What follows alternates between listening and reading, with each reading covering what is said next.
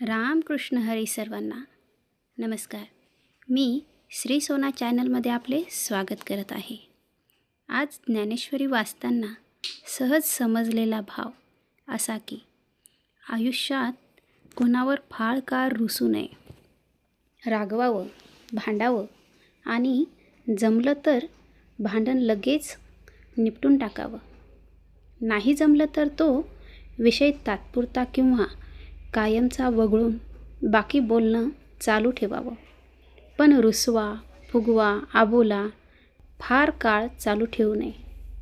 यात एक महत्त्वाचा प्रश्न असा उरतो की माघार कुणी घ्यायची?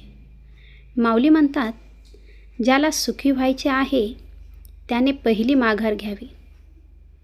अहंकार ही सर्व नात्यांना सुरुंग लावणारी वात आहे. आपण आपल्या मनाच्या स्वास्थ्याचा विचार करावा. अहंकाराची वात विझवावी. जीवन जगण्याची मजा ज्याला कळली तोच जीवनात खरा सुखी. रामकृष्ण हरी.